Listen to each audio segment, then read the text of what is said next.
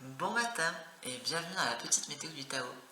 Alors nous sommes le mercredi 14 septembre, c'est un jour de moisson, placé sous l'influence de la transformation numéro 32, la durée, l'endurance. Et donc c'est le 11e jour d'un cycle de 13 jours, puisque nous avons eu un doublon cette fois-ci. Et nous travaillons ensemble sur ce cycle, sur la transformation numéro 57 du Yi Jing, donc le doux, le pénétrant, le vent, deux fois, cette action d'être... en fait, c'est toutes les petites actions, parce qu'il y a une notion comme ça de petit et d'invisible qui transforme petit à petit nous-mêmes et notre réalité, et donc finalement qui façonne notre vie. Et voilà, si on met de la conscience à cet endroit-là, et notamment sur aussi les influences négatives, eh bien on peut peut-être récupérer un petit peu de pouvoir. Pour les personnes qui ne connaissent pas le principe de cette météo, vous allez trouver en barre d'infos un lien vers la vidéo qui va vous expliquer comment on se sert de cette météo, comment on peut l'utiliser au mieux, et du coup apprendre à se servir des énergies de chaque journée.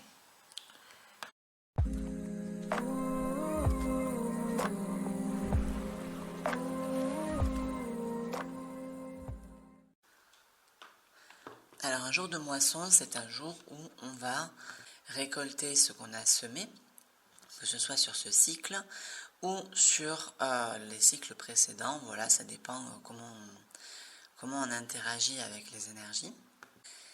Et donc à travers cette récolte, on va un peu mieux comprendre ce qu'on a semé également. Il y a une notion comme ça d'analyse, de compréhension, d'effet miroir, c'est-à-dire que la réalité, notre quotidien sur cette journée va nous montrer qu'est-ce qu'on a semé exactement.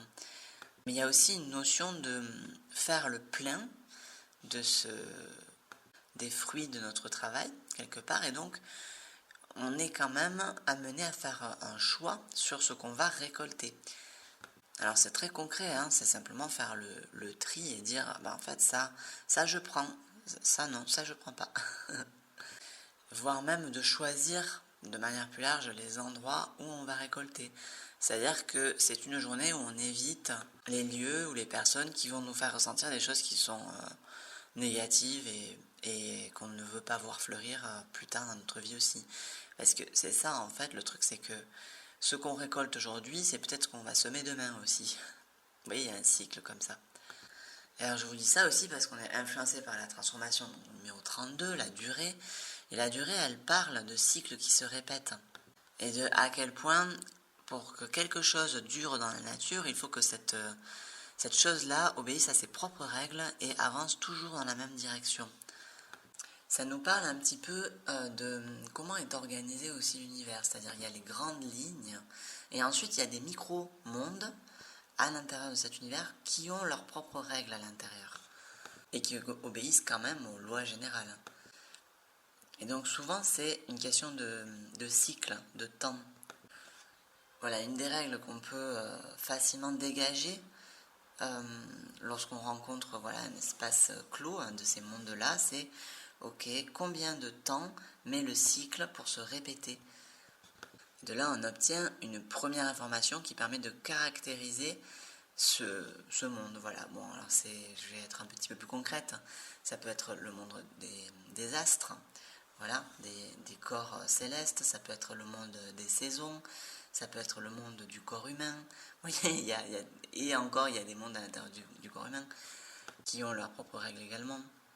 Et c'est comme ça qu'on en vient à notre affaire, c'est-à-dire ce qu'on travaille actuellement et comment cette journée va nous permettre d'augmenter encore la profondeur de notre travail.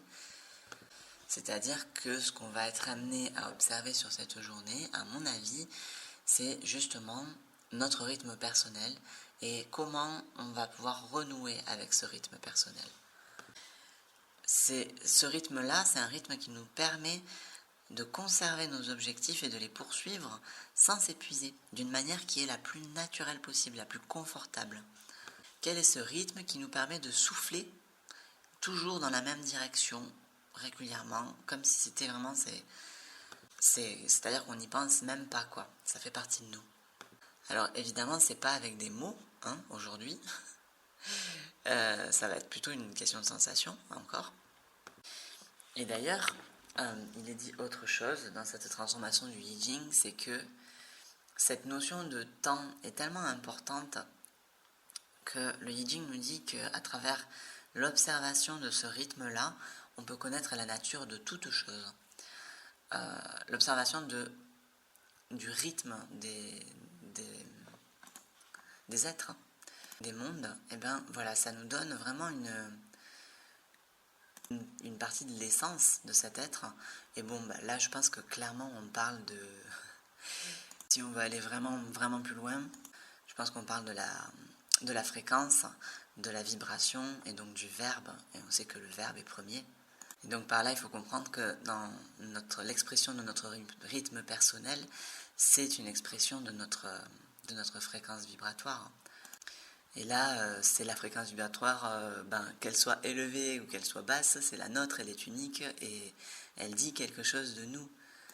Et c'est la fréquence qui est socle, qui va influencer toutes nos actions sans qu'on en ait conscience. Bon, là, on a l'occasion peut-être d'en prendre un petit peu conscience. Donc voilà, à quel rythme vivez-vous votre vie et poursuivez-vous vos objectifs?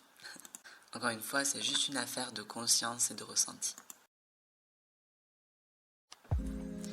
Merci d'avoir regardé cette vidéo jusqu'au bout. Dites-moi dans les commentaires comment vous avez ressenti la journée de la veille et n'hésitez pas à me solliciter pour un tirage de I Ching ou pour un accompagnement personnalisé basé sur votre thème en astrologie chinoise. Et puis surtout, prenez le temps de sentir pleinement ce que cette journée vous propose d'unique. À demain!